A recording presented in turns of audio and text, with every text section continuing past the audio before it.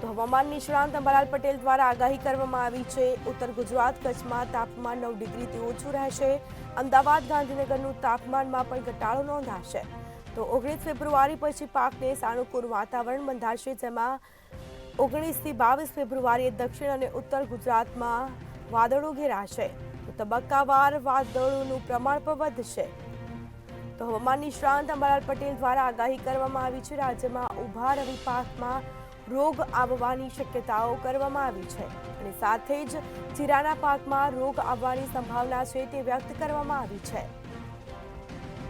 10 થી 12 ફેબ્રુઆરીમાં રાજ્યનું તાપમાનમાં ઘટાડો નોંધાશે। ઉત્તર ગુજરાત કચ્છમાં તાપમાન 9 ડિગ્રીથી ઓછું રહેશે। વધુ વિગતો સાથે સંવાદદાતા ઉજ્જવલ વ્યાસ આપણી સાથે ફોન લાઈન પર જોડાઈ ગયા છે। જી, હવામાન નિષ્ણાંત દ્વારા આગામી દિવસોમાં આગાહી કરવામાં આવી છે, તાપમાનમાં ઘટાડો નોંધાશે, શું માહિતી?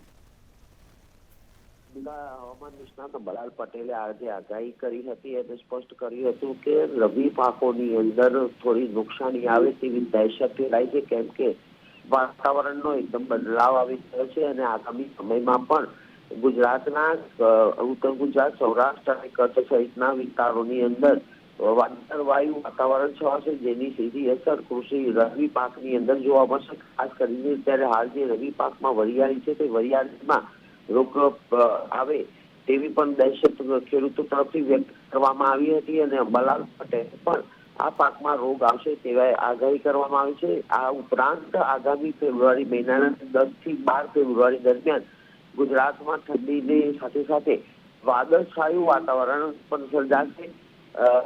પશ્ચિમી વિક્ષેપના કારણે ઉપરવાસમાં જે ઠંડી અને ભારે હિમવર્ષા થશે તેની સીધી અસર ગુજરાતમાં થશે।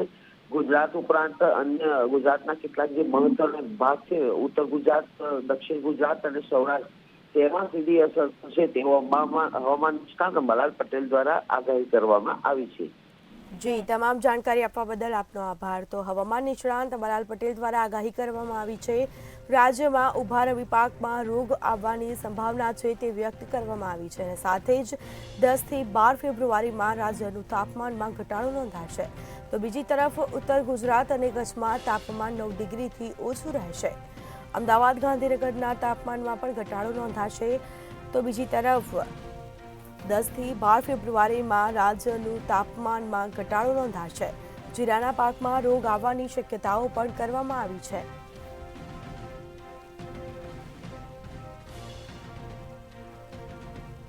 હવે કેટલાક શિયાળુ પાકની કાપણીની શરૂઆત થઈ ગઈ છે।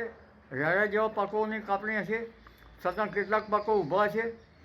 આમ છતાં પાછોતેર પાકો જે વાવેલા હોય તે અંગે જોઈએ તો હવે ધીરે ધીરે વાદળોનું પ્રમાણ વધશે અને વાદળોના કારણે ઊભા કૃષિ પાકોમાં રોગ આવવાની શક્યતા રહેશે।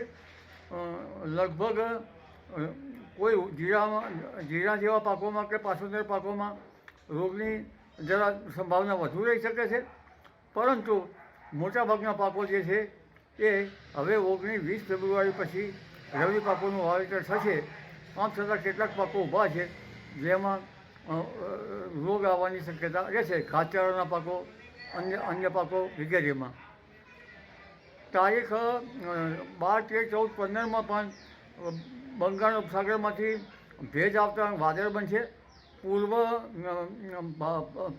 ભારતના ભાગોમાં વરસાદ થશે, પૂર્વીય ઉત્તર પ્રદેશના ભાગોમાં વરસાદ થશે અને આ વહન છેક લગભગ પૂર્વીય રાજસ્થાનના ભાગોમાં આવશે।